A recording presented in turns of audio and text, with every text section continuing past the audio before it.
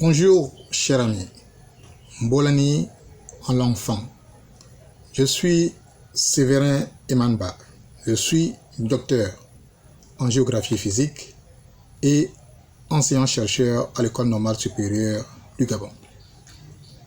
Je vous souhaite la bienvenue sur ma chaîne YouTube que j'ai décidé d'appeler CIO TV. Merci de m'accorder un peu de votre précieux temps et de votre attention. Cette chaîne est dédiée à la science, à l'histoire et la culture africaine, aux sciences de la Terre et de l'univers, et également à ma vision et à mes analyses des différentes actualités. Pour cette première vidéo, je vais vous parler de la création de l'univers selon la théorie du Big Bang, en parallèle avec la cosmogenèse Ekan ou Fan. Nous commencerons par la création de l'univers en fonction du Big Bang.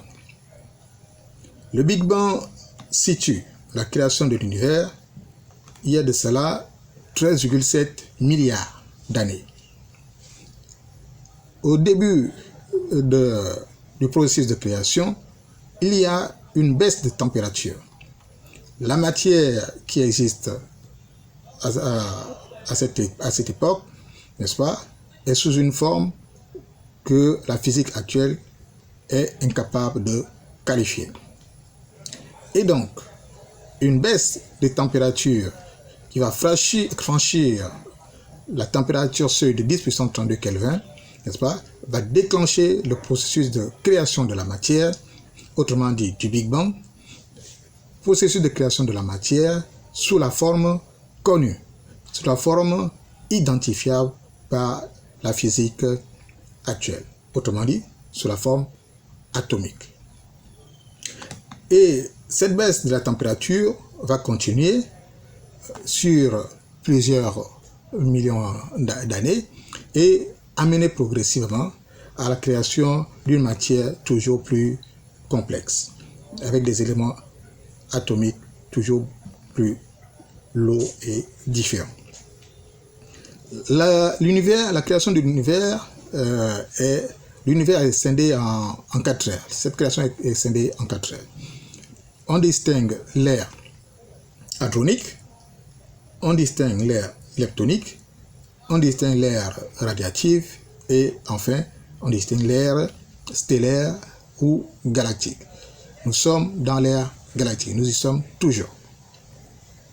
Alors, la première ère ou l'ère hadronique voit la formation de corpuscules atomiques constitutifs du noyau des atomes, ce qu'on appelle en physique les quarks, les bosons de X, Y, les gluons, autrement dit des hadrons. Donc, ère hadronique, ère qui voit la formation des hadrons. Donc, cette ère est caractérisée par un type de force, sorte de force nucléaire forte. Cette ère très brève, millième de seconde, va donner naissance, va laisser la place, va faire suite à l'ère leptonique. Et là encore, ce sont des particules qui constituent le noyau, qui continuent à se former et à consolider ces noyaux atomiques qui se forment, n'est-ce pas? Et cette ère, ce sont des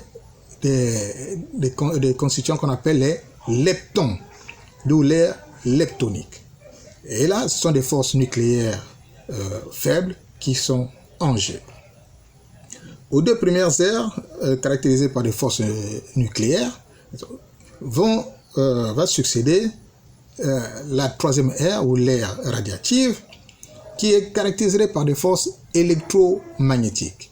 Et donc là, on voit apparaître des éléments avec des signes plus, comme les électrons, des signes moins, positons.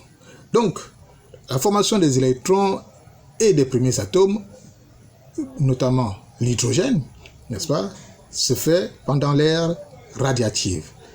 qui dit formation d'hydrogène voit également apparaître des premières nucléosynthèses primordiales. Ce qu'on appelle nucléosynthèse primordiale, c'est ce processus qui amène la transformation de l'hydrogène en un élément qu'on appelle l'hélium, un autre élément chimique qu'on appelle l'hélium.